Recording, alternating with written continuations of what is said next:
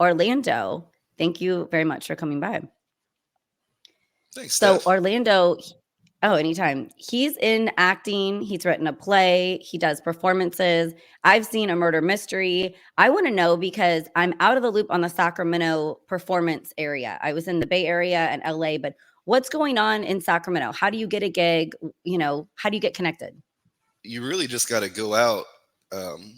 Like so much of the creative and artistic community in Sacramento, the talent is there, but I wouldn't say the infrastructure is necessarily there. But that said, there's tons of community theater out there. There's tons of training programs, community theater training programs, film training programs. Um, and also a lot of people around who are talented cinematographers, videographers, producers.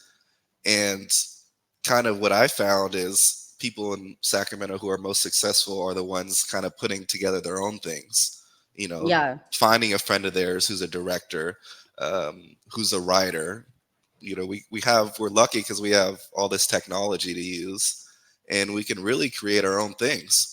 And I think that's kind of what you're seeing out of Sacramento is a lot of creative people coming up with their own stories. I think Um, it's an up and coming city too. I really think it's getting on the map of more entertainment stuff. Would you say you're into acting, writing, and modeling? yeah, less modeling. I've done some modeling. Yeah, writing, acting, directing as well. Tell us about the play that you just wrote, and did you act out in it as well? Yeah, I did. Um, so I've kind of inherited a murder mystery company that was started by this lady Kathy Drew about 30 years ago. Um, and I've been acting with her for about 8 years, and slowly kind of started infiltrating my way into directing, writing some of the pieces. Um, and now I'm kind of one of the creative directors for the company. And Awesome. we just threw our first self-produced murder mystery. And Uh, where was that at? this was in Placerville. Okay. Yeah, Okay. about an hour outside of Sacramento. And it was this Nice. cool 1950s murder mystery, kind of a big satire, but it was a lot of fun. It was a Wasn't lot there a of work. twist? Wasn't it like an alien though? Like a UFO twist? Yeah, yeah, there was How did a you alien incorporate twist. that? Well, I love the idea of exploring real world things through through sci-fi or kind of fantasy or things that are kind of tangentially related.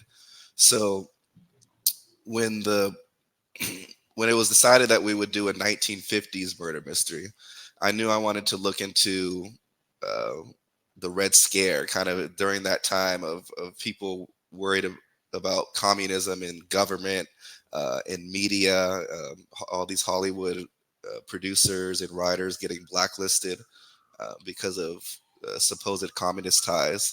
So I kind of Yeah. wanted to explore that through aliens, through kind of something that we know conventionally.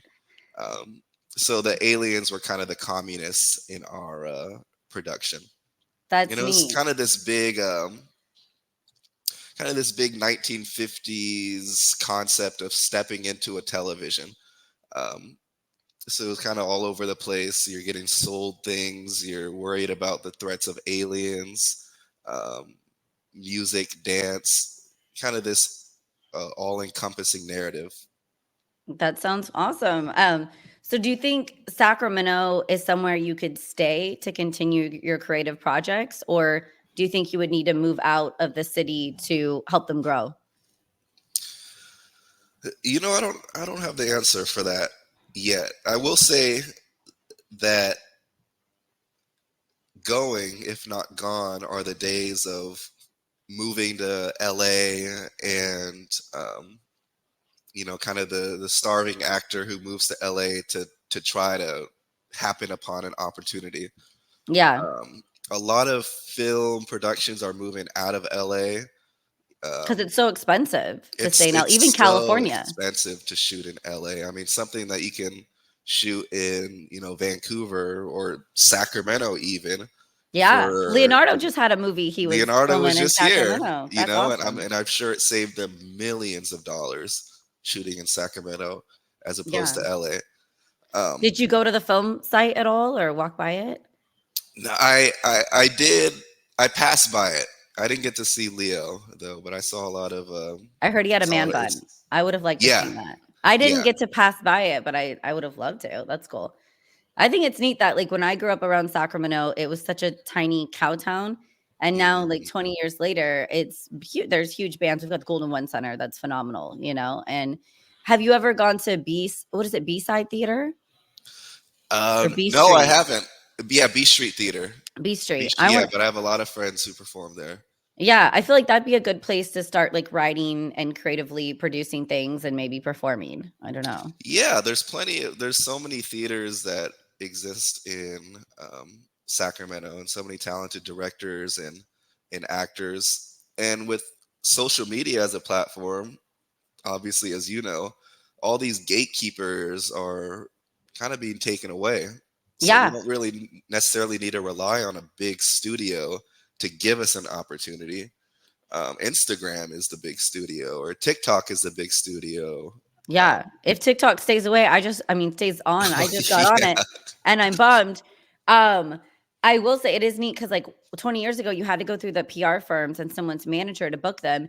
And now you yeah, can kind of tag someone on Instagram. And if they see it, they're like, oh, hey, yeah, let's do a project or let's come on or even do the podcast. So I like how easily people are reached. But then also, I think that reality TV has almost taken over where a lot of people like you that have the core talent of writing and directing and acting, it's become reality TV is a little bit more popular or common. You know, it's cheaper to manage. You don't have to pay people a lot of money. They just want to be on TV. So these reality yeah, shows are popping up left and right. yeah, yeah. They are.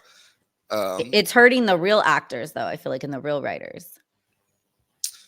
Perhaps, I think there's always going to be, adjustments to be made. I mean, this is from someone who's not in the system at all. So, Yeah. um, but just from what I see, there's going to be huge adjustments, AI and you know all these streaming services and reality TV.